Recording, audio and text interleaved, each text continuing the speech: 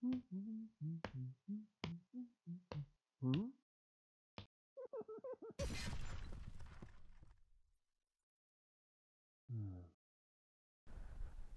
the new 4th edition of Flames of War coming out, I started looking at the rule book, and one of the things that caught me was multiple formations. Now I kind of got used to multiple formations in Team Yankee, in that you can combine two forces that's on the same card, like you can combine the infantry and a tank company and so forth together. So I started looking at the rules for the Flames of War one, and it says, you know, they have to be the same book, they have to be allies and stuff like that, but they also have to be the same level force, such as brigade, division, or corps. So I started looking, and I really like, just for thematic sense, I really like playing the 101st Airborne, which is in the new Battle of the Bulge book.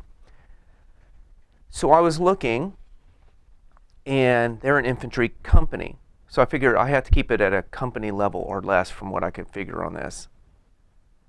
So I was thinking, oh, what can I combine with it? And then I thought, you know, you can get really kind of interesting alternative history with this. So I also looked in this book, and there's Audie Murphy. So I was like, oh wow, if you could have 101st and Audie Murphy together, could it happen? Well, Audie Murphy can be put with the rifle company here, and they're a company. So as far as I can figure from the rules, you can put them together. So I was like, wow, that's pretty cool. So I can have the 101st and Audie Murphy together, and the 2nd Infantry Division, the Indian Heads together doing battle. Then I thought, well, what if I went really crazy? Because in this book is also Patton. So I was like, Now the 101st and Patton did have kind of a close get together at Bastogne, but I'm thinking, what if they all fought together? So is he allowed? And he can do a tank company, which is a tank company. And you can see it here.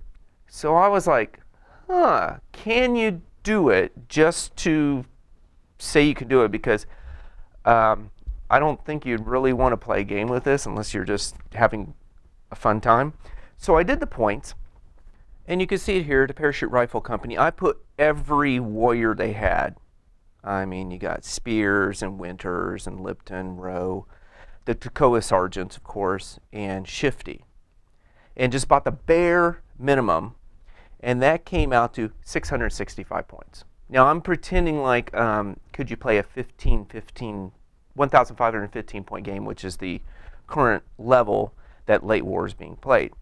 So then I decided, okay, I got to do Audie Murphy. So I got Audie Murphy and did it with the 2nd Infantry Division, and that came out to 340 points. Now I figure I probably could have saved some points going with 99th, but for some reason I just went 2nd because I'm used to playing 2nd. But now that I'm looking at it, I could have gone 99th here, and it would have been cheaper because they were trained instead of veteran. So I could have gone a little cheaper there. So then I looked at Patton and added him to the tank company, and it came out 520 points.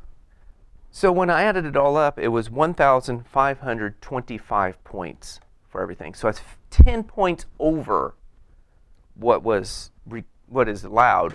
So I think I would definitely have to go to the 99th Infantry Division, and that would cut down to some of the points. But I don't know how feasible this list would actually be, but it would be something kind of interesting to see what combinations you could get that never really actually happened in World War II.